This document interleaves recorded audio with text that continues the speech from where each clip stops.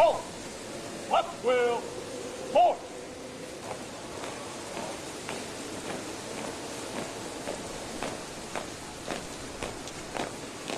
Ready, step.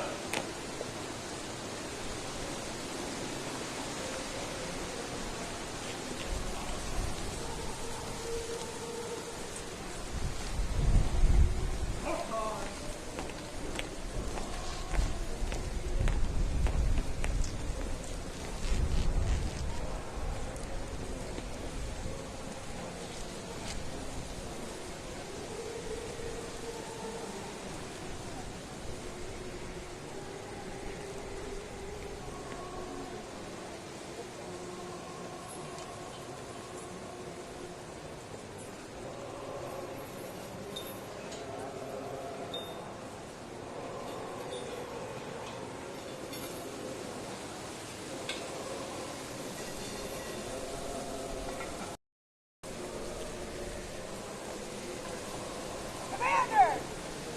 Take charge of your unit! Marching zone. Mark. Time. Mark. Mark. Mark. Cutting order. Belt. Hey. Forward. Arm. Belt. Hey.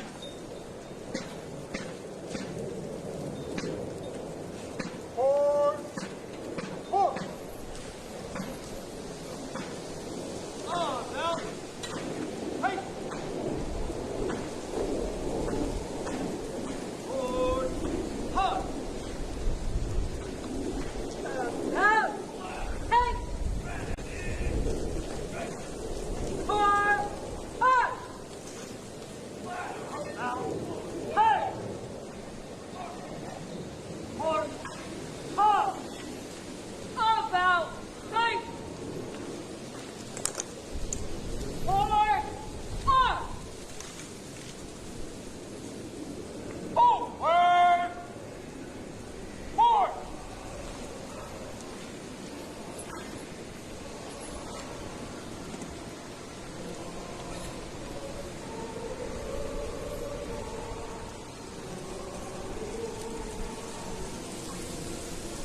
Forward. Push.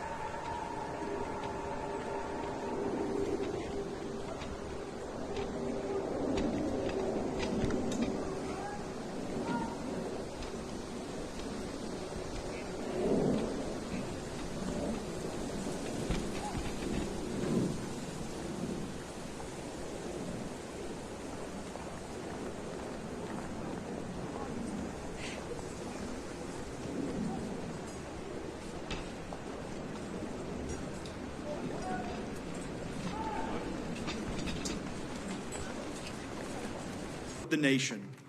Please hold your applause until I have introduced each special guest. If you're able, please stand when your name is called. Justin McClure, Army and Navy Union, United States of America. Gary McClure, Non-Commissioned Officers Association of the United States of America.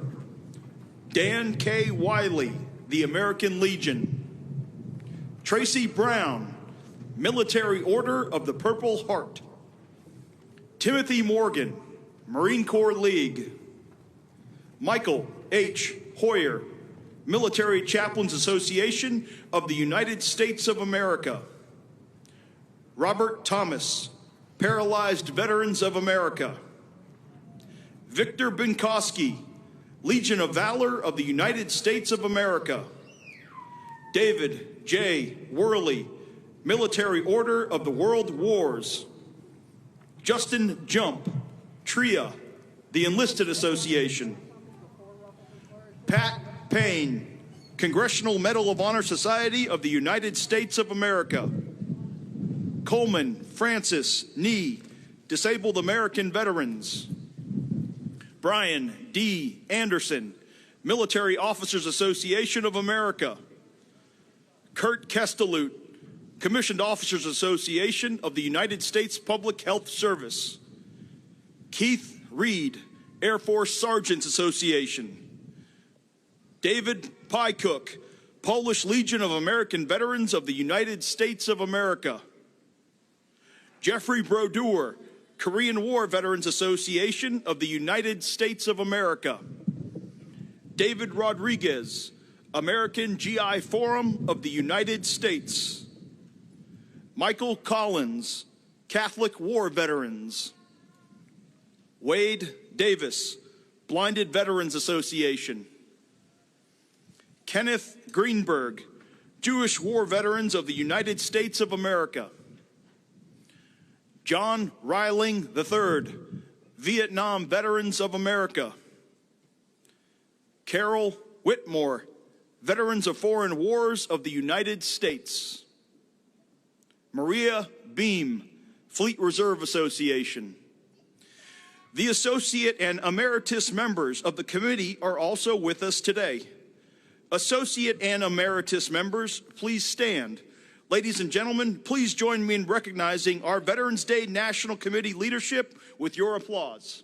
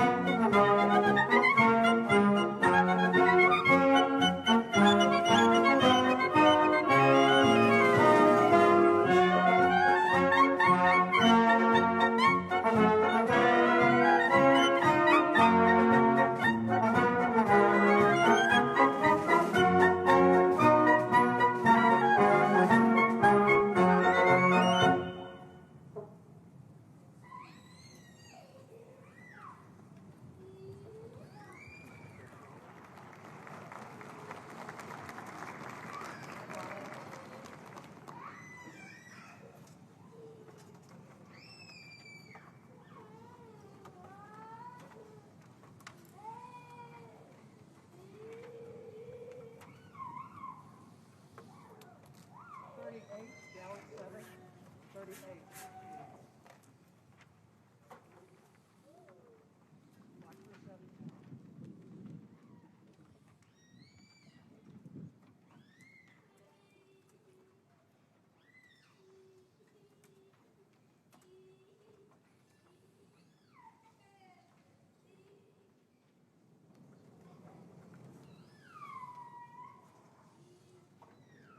Now it's 7.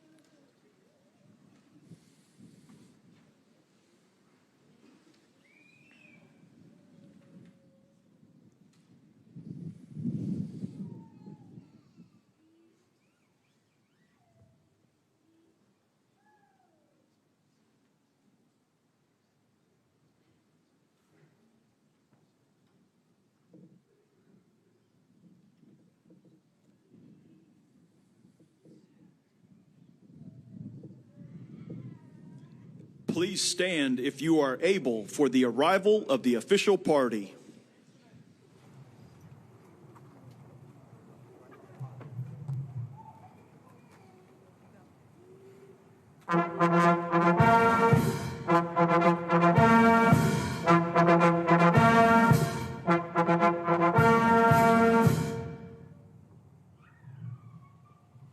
Distinguished guests, the President of the United States, accompanied by the Vice President.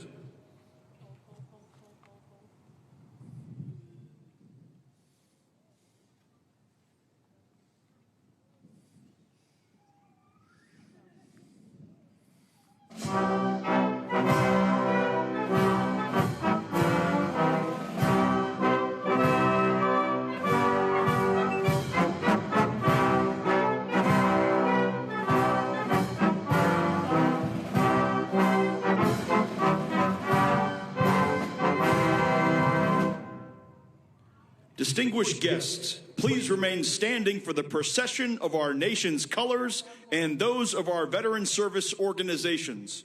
As we march on the colors, the United States Army Band will play the National Emblem March. Please place your right hand over your heart or render a hand salute.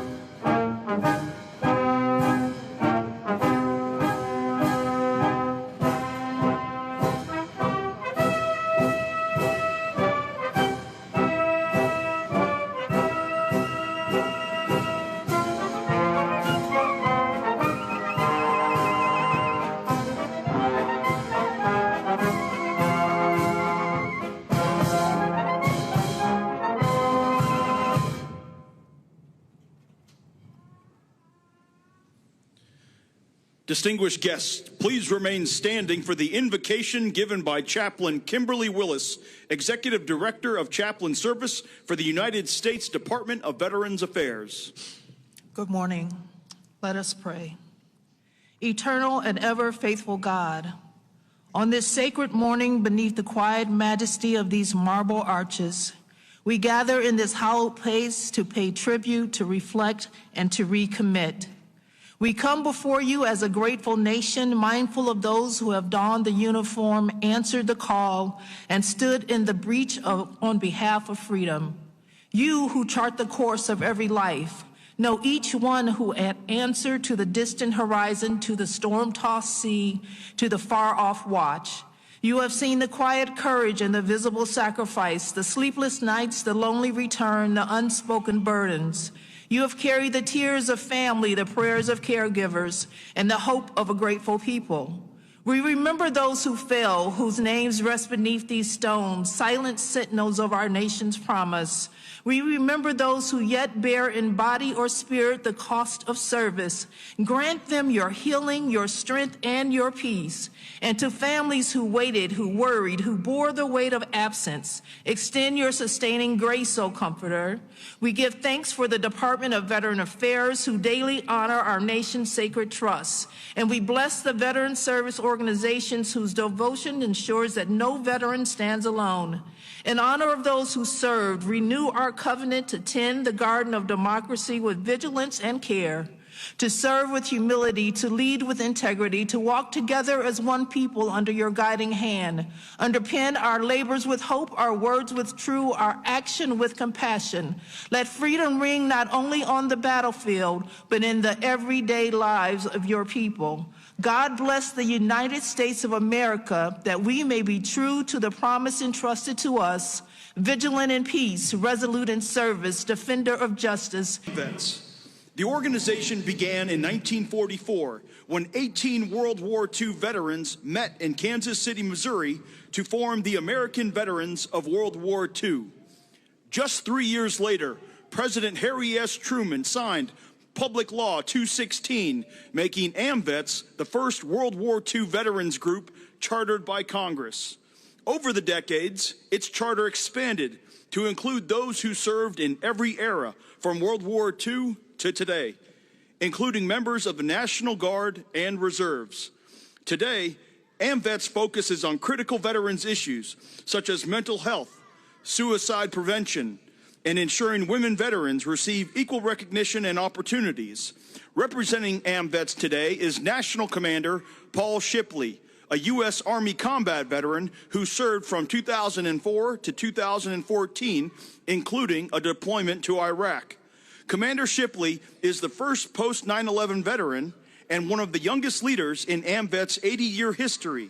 Please join me in welcoming National Commander of AMVETS and co-host of today's ceremony, Mr. Paul Shipley, who will lead us in the Pledge of Allegiance and deliver remarks. Please stand for the Pledge of Allegiance.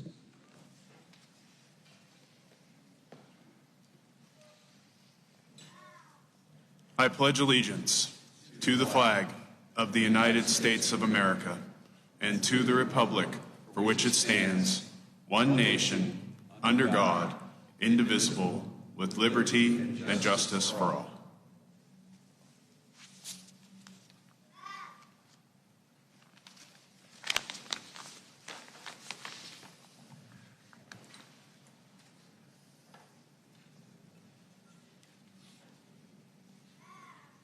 Good morning, Mr.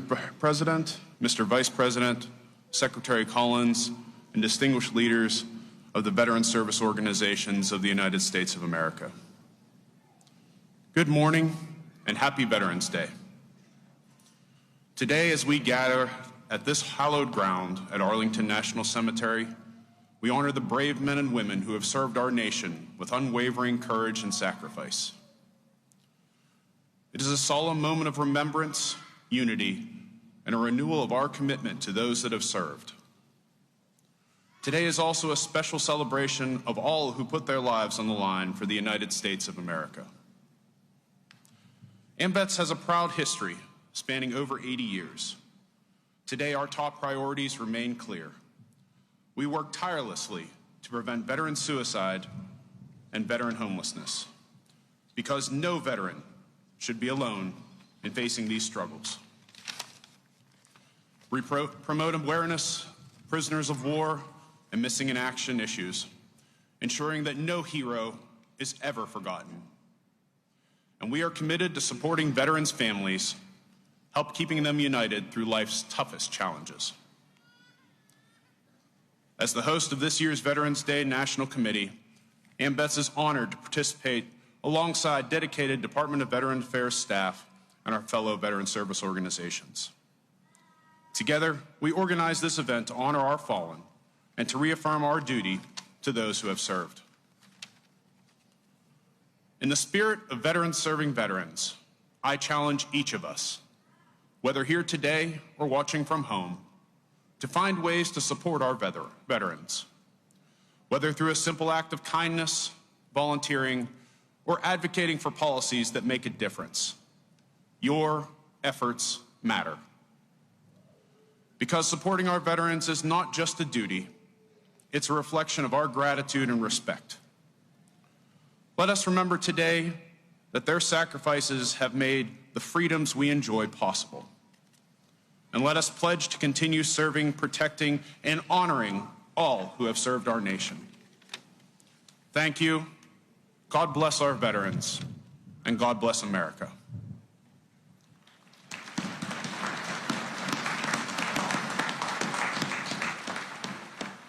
It is now my humble honor to introduce the 12th Secretary of the Department of Veterans Affairs. Secretary Doug Collins is an accomplished attorney with more than a decade of legislative experience representing the people of Georgia in the state legislature and later the U.S. House of Representatives. As a U.S. Air Force Reserve chaplain, Secretary Collins has ministered to our country's military since 2002. He completed a 2008 and 2009 deployment to Iraq while stationed at Balad Air Base. Collins remains a colonel in the United States Air Force Reserve, and he previously served in the U.S. Navy Reserve. Please join me in warmly welcoming VA Secretary Doug Collins.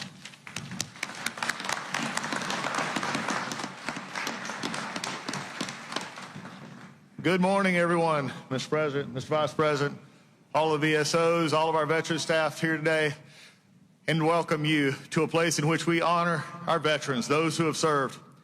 I tell you, it was an honor to be here, but it was an even bigger honor just over a year ago when the President asked me to take this job. And I asked him a simple question. I said, Mr. President, what would you like me to do? And he looked at me with a simple phrase. He said, take care of our veterans. I tell all the rest of the cabinet, I've got the best job in the world because I get to take care of the best people in the world, the veterans of the United States of America.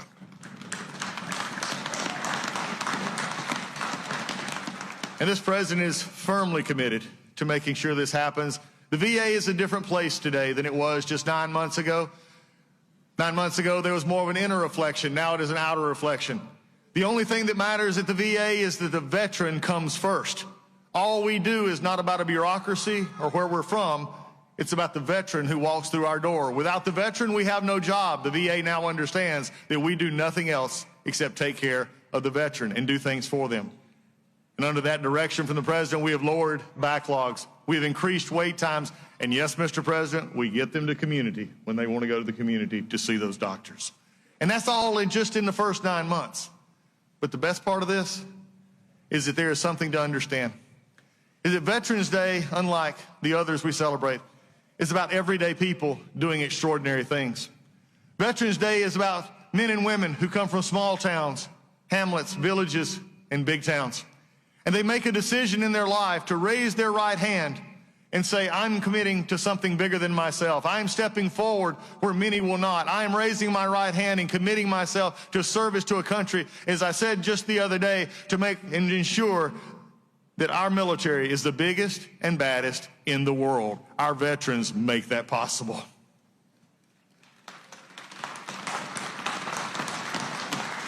It comes from people all over. As I served with in Iraq, what I love about Veterans Day is it tells the story of a young girl. She was in her early 20s. I met her on the fields in a wind just like this in the desert of Iraq. She had showed up late, and I was on the night chaplain run, and I'd always saw everybody else, but I didn't recognize her. And I walked up to the gate, and I said, where have you been? And I said, I haven't seen you here. She said, sir, I'm a little bit late deploying with my troops. I said, well, what was the reason? And I said, you could, I figured, why are you coming in 3 or 4 weeks later? She said, well, sir, just about 2 months ago, I had my daughter. And I looked at her and I said, and you came anyway. I said, you could probably got a deferment of that. She said, no, sir. She said, I'd go where my troops go. I go where they go. And for the rest of the time I was there, we shared pictures of one growing up, a little one taking first crawls and moves and sharing it in the night sky over Iraq. That is a veteran who serves because they want to serve others. I remember an A1C who was on deployment. He came back and he said, I'm now making big money. He said, I can actually help my family and I can buy Christmas presents for those that didn't get any last year. It's about the stories of those as a young man, and just a little bit young because he's in his 80s, at one of our VA hospitals in hospice, who I walked in on him just the other day, and he was playing on a keyboard, Just a Closer Walk with Thee. Veterans Day is about veterans that were not special necessarily when they came up, but they saw a vision and a calling, and they said, I want to be a part of our armed services. So when they raised their hand, they made a choice to become one of our favorite in the world, and that is a veteran who serves this country. So as we come to this day of service, this day of happy Thanksgiving for people who are willing to serve, I would just have one word from the half of this administration, and I want everyone to hear it clearly, whether you're in the media, Congress, or anywhere else. I'm a little bit tired of people saying that veterans keep getting stuff. No, veterans do not get anything from this country. They have earned everything that they are getting, and I am committed to making sure they will always have that from this administration and this VA, and that is my promise and this president's promise to you. And with that, it is my honor to introduce to you a father, a husband, and yes, for those in the audience, a Marine. Oh, come on, Marines. There we go. My Marines ain't letting me down on this one, because now I get to introduce the great Vice President of the United States. It is his honor. It is his Marine, and I'm making him wait just a minute. It is Mr. Vice President. He is ready to use.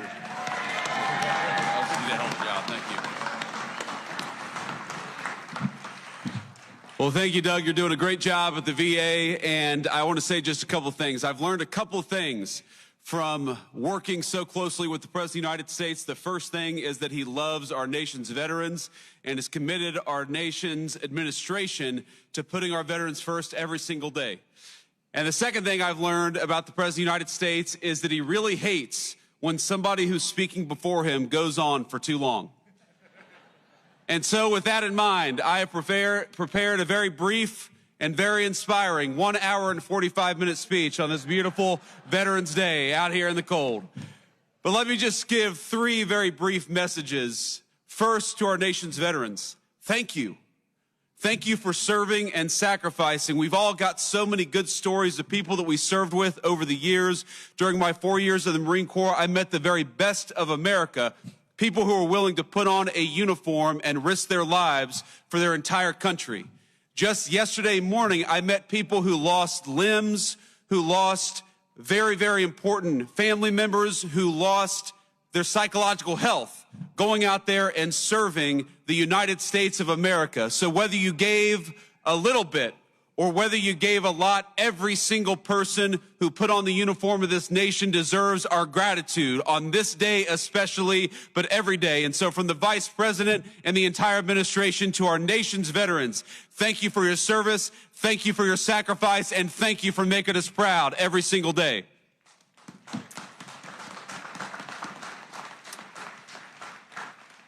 The second message is to the nation's political leaders.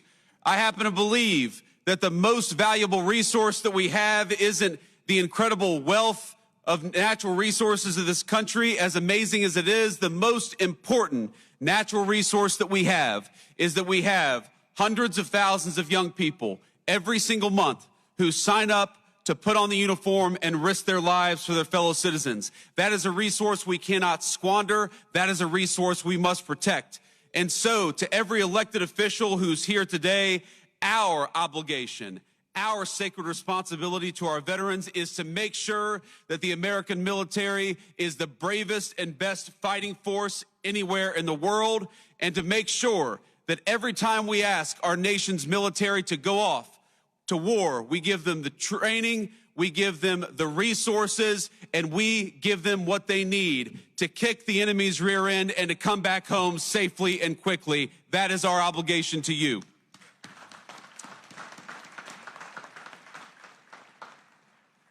And my third and final message to the American people, I'm asked all the time how to best honor our veterans. And this day in particular gives you an opportunity, and it doesn't have to be difficult and it doesn't have to be complicated. If you find yourself at a restaurant this evening and you see somebody wearing a uniform, buy them a meal if you're able, or buy them a beer. If you see a veteran of our nation's armed forces, if you know somebody in your family, give them a call and say thank you. I heard already this morning from my mother-in-law who sent me a message early California time, and it touched my heart. Just knowing that we have loved ones who recognize our service, who care about it, and who care enough to go out and say thank you. So to the American people, if we want to keep on ensuring that the very best and brightest sign up for our military, the very best way to do it is to make sure that the veterans know that we are grateful to them. And so it's with great pride that I am introducing a man who is proud of our veterans, who fights every single day for the veterans, and who is proud to be the Commander-in-Chief of the United States Armed Forces, President Donald J. Trump.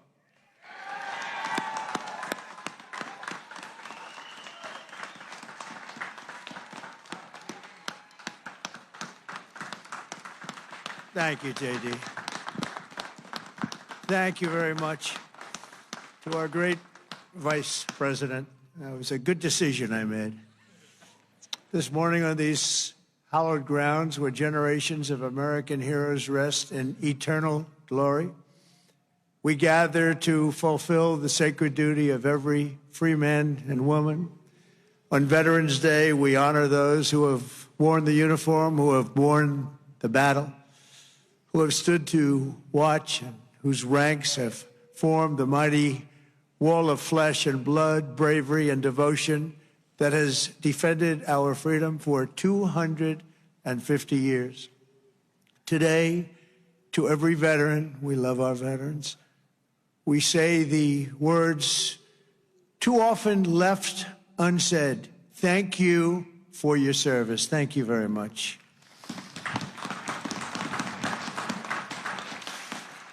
And we want to also say thank you for carrying America's fate on your strong, very broad and proud shoulders. Each of you has earned the respect and the gratitude of our entire nation. We love you, we salute you, and we will never forget what you have done to keep America safe, sovereign, and free. Thank you very much.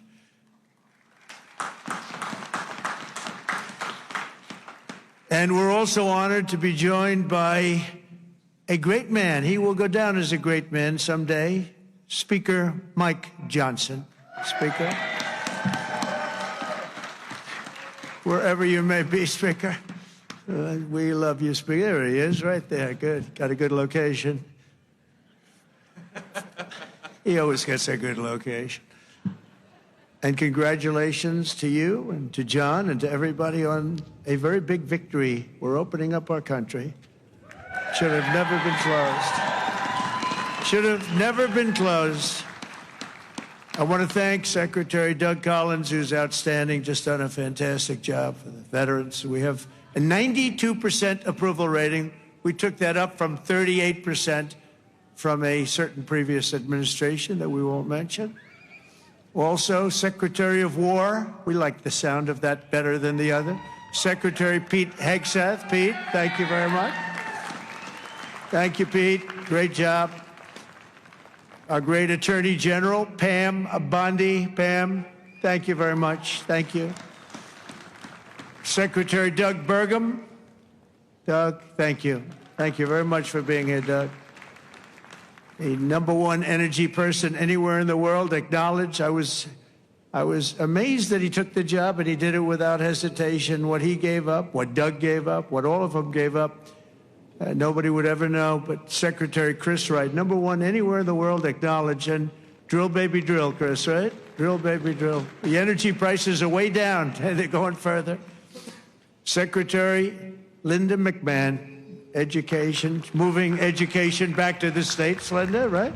Getting it back to the states where it belongs. Secretary Lori Chavez DeReamer, thank you, Lori, very much.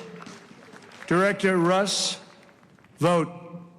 Director, thank you. What a good job he's doing. Cutting, but fairly cutting. Director Tulsi Gabbard. Thank you, Director.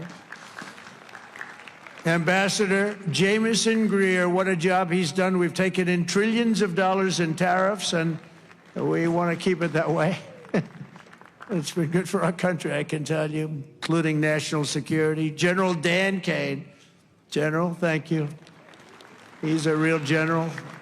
And congratulations on wiping out the nuclear capability of Iran in about a matter of seconds once they got there. They traveled a total of 37 hours, but once they got there, they were very quick.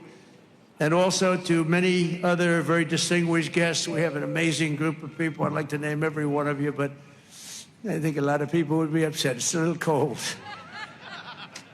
The pages of American history are filled with the tales of titans, icons, innovators, and trailblazers who built this country into the greatest, most ambitious, and most prosperous nation the world has ever seen. And we brought it to new levels. I'll tell you, we were going in a direction for a period of time, but we've never been hotter than we are right now. This is the hottest country anywhere in the world.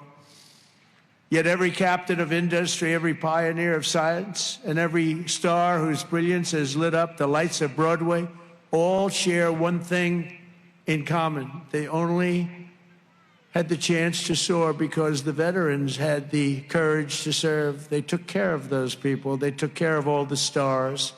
The stars that you read about wouldn't be here without our veterans. Everything we have, everything our country has achieved has been purchased by the muscle, spine, and steel of the United States military. We owe it all to the fierce and noble men and women of the Army, the Navy, the Air Force, Space Force, Coast Guard, and the United States Marines. Here's a guy. Our service members, our own words, are the greatest possible tribute to their immortal valor. Shortly before the Battle of Bull Run, Major Sullivan Ballou of Rhode Island became a big name, didn't he? Wrote to his dear wife, Sarah. He said, "I know how great a debt we owe to those who went before us," he said. "And I'm willing, perfectly willing, darling, to lay down all my joys of this life to help maintain this government and to pay that debt." Just 1 week later, Major Ballou did just that. He gave his life to save our country. On the night before he jumped into the dark skies over Normandy on D-Day, Colonel Bull Wolverton knelt with his men in prayer. "Dear God," he said, "we ask only this, that if we die, we must die, and we as men would die without complaining, without pleading, and safe in the feeling that we have done our best for what we believed was right. We must do what is right." Colonel Wolverton, too, died for us so bravely in battle. Today, we remember with overwhelming gratitude the more than 1 million American service members who have made the supreme sacrifice and laid down their lives for the good old USA. Generation after generation, America's warriors have left behind the comforts of home and family to face violence, evil, and death so that our families could know joy, goodness, and peace. We honor them so strongly. Our heroes have lived through unthinkable nightmares so we could live the American dream. And the American dream is coming back again, stronger than ever before. And you'll see that as the next few years evolve. They have volunteered to give their last breaths to all of us so that we could breathe free. And today we know without any doubt in our hearts that after 2.5 centuries, America stands tall because America's veterans stood so strong. And soon our country will be stronger than ever before. The American veteran has forged a legacy of gallantry and daring without parallel in human history. In September 2009, Army Captain William Swenson was driving through the Afghan mountains when his convoy was ambushed by over 60 Taliban insurgents. He and his comrades were pinned down for hours without artillery or air support. A fellow soldier was shot in the chest, and Captain Swenson crossed an open field to aid his brother in arms. People said, "Don't do it, Captain, don't do it." He did it. When the terrorists closed in around them and demanded their surrender, Captain Swenson threw a grenade at the enemy and rallied his men to break their advance. He then carried the wounded soldiers hundreds of yards to a rescue helicopter before charging back 3 times, back and forth into the fire to save the wounded and bring them home. Even after 7 hours of fighting, he refused to leave any man behind. Retired Lieutenant Colonel William Swenson is here with us in Arlington, and for his actions that day, he proudly wears the Congressional Medal of Honor. Colonel Swenson, thank you very much. Thank you very much, please. Thank you. Thank you very much.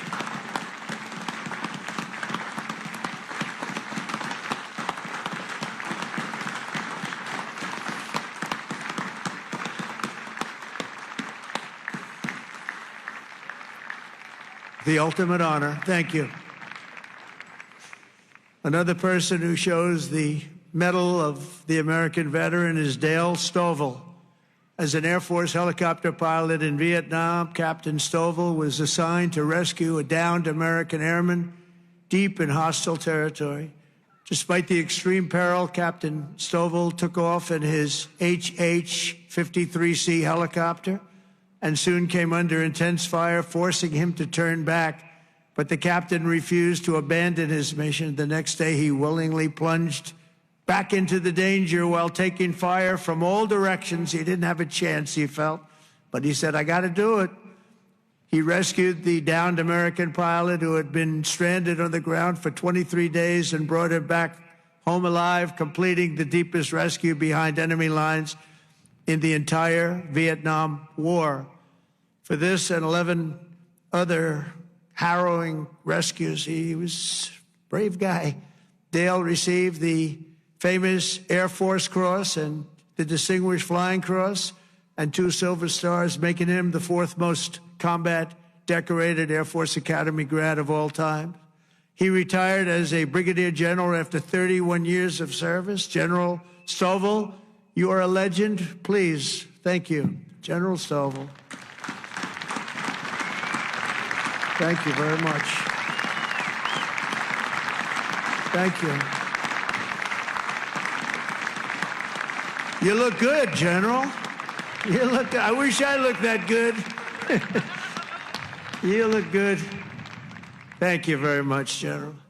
America's warriors never quit, never surrender. They fight, fight, fight, and they win, win, win. That's what we do. We win battles.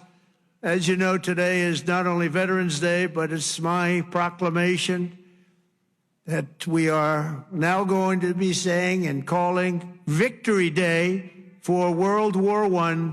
Victory Day. You know, I was recently at an event and I saw France was celebrating Victory Day, but we didn't. And I saw France was celebrating another Victory Day for World War II.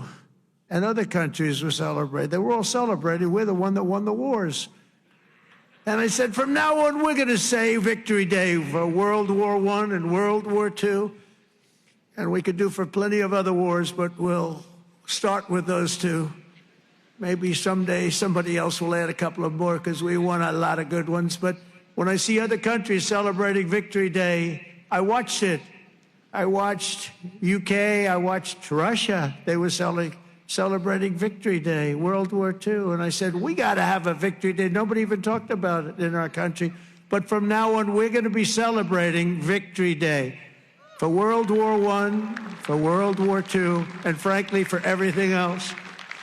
Under the Trump administration, we're restoring the pride and the winning spirit of the United States military. That's why we have officially renamed the Department of Defense back to the original name, Department of War. And remember, we won World War I, we won World War II, we won everything in between, we won everything that came before. And then we brilliantly decided to change the name of this great thing that we all created together. And we became politically correct. We don't like being politically correct. So we're not going to be politically correct anymore. From now on, when we fight a war, we only fight for one reason: to win. We fight to win. And under my leadership, we're also fighting for the great veterans who have always been there for us, and especially when we needed them and needed them most. In 9 months, the Trump administration has cut the backlog of VA benefit claims in half. That's a big achievement, and Doug is going to get it down to zero. During the Biden administration, the backlog exploded like we had never seen before, and I'm going to eliminate 100% of that backlog. We're moving at that pace, and already we've processed more than 3 million backlog claims, the most of any year in the history of the VA. We've added more than 1 million extra service hours across the VA centers, and we've opened 20 new facilities in 13 states, something that people said just not possible to do. We also have brought back VA choice and VA accountability, taken away by the Biden administration, so that when you have to wait online, you go out and you get yourself a doctor. We pay for the doctor if you have to wait. And the other thing is we fired thousands of people who didn't take care of our great veterans. They were sadists, they were sick people, they were thieves, they were everything you want to name, and we got rid of over 9,000 of them. And then when Biden came in, he hired them back, many of them. But we got rid of them. And I think we got rid of them permanently. We replaced them with people who love our veterans, not people who are sick people. We're also confronting the challenge of veterans' homelessness. And earlier this year, I signed an order establishing the National Center for Warrior Independence to house up to 6,000 veterans in need, and we will not stop until we have ended the tragedy of homeless veterans once and for all. I'd see in New York where people that came into our country illegally, would be put up in hotels, and veterans would be sitting on the sidewalk outside of that hotel where these other people are put in. And many of the people that came in were put in from prisons. They were murderers. They were drug dealers. They were people that we didn't want in our country. They were staying in hotels, luxury hotels, and our veterans were sitting on the sidewalks watching them go in. I said, that's never going to happen under this administration. I also signed the VA Home Loan Program Reform Act, because no veteran should be kicked out of their home for what they call a late payment. It's not happening. And I'm pleased to report that since January, the veterans' unemployment rate has fallen by more than 26%. That's amazing. Work hard on that. And I also want to give a very special thanks to all of the veteran service organizations that work so hard. They're all represented here today. But they work so hard on behalf of our great veterans, and one of the heroes who reminds us of why we fight for those who served in uniform is Army Major and West Point grad Jonathan Turnbull. In 2019, Jonathan was conducting an operation in Syria when a suicide bomber approached and detonated his vest, leaving Jonathan gravely wounded, so badly wounded, they thought he had no chance. The injuries were so severe, the doctors gave him, everybody, they just looked, they all cried. They knew him, they loved him, and they were just crying. They said, no chance. He was resuscitated 3 separate times, and he underwent 22 surgeries, but he refused to give up. He wanted to live. He loved this country. He loved his family. He wanted to live. He was going through hell. I visited Jonathan at Walter Reed in 2020, remembered so well, and today I'm delighted to say that Jonathan is not only alive, he is here with us, back on his feet, and living a great life alongside his beautiful wife, Samantha, and their 3 incredible children, Jonathan, Samantha, please. God bless you. God bless you. Thank you. Where are you? There he is. There he is. Beautiful. Thank you very much. Thank you. You're a tough guy. You're a tough one. Nobody could have gone through what you went through. He's doing good, isn't he, huh, Samantha? Thank you very much, both. And in conclusion, from the very beginning of our country, our great American flag has always been shielded and protected by a special cast of citizens who has stepped forward to safeguard liberty's cause.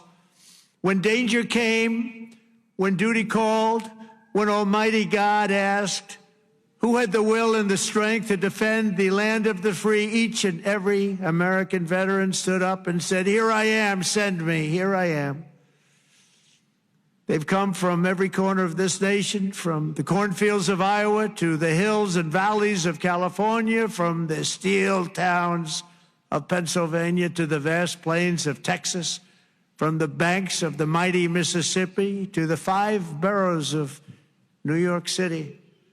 With selfless commitment and unyielding conviction, they made themselves America's ramparts and became the shield between our homeland and those who would do us harm. With everything they had, they did one thing above all else. They put America first. On the decks of destroyers, beneath the thunder of cannon fire, in the cockpits of our beautiful B-2 bombers. Aren't they beautiful now? We respect them so much. What a job they did.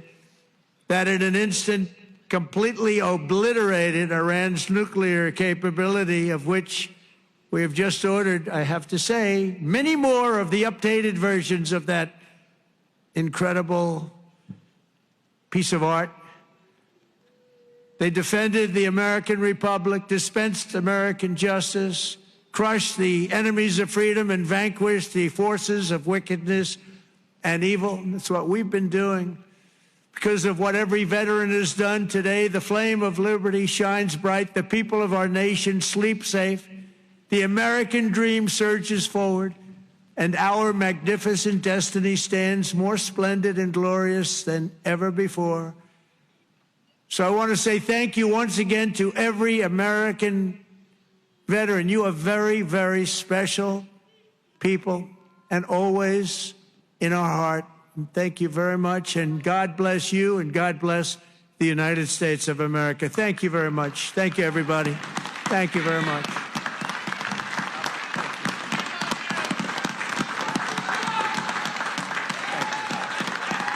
Thank you very much.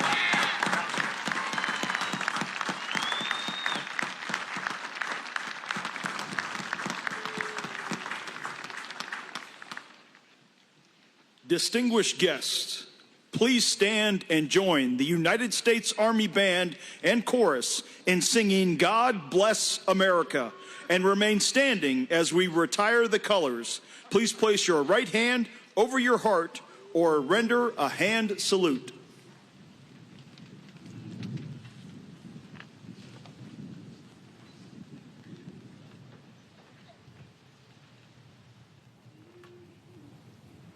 Thank you.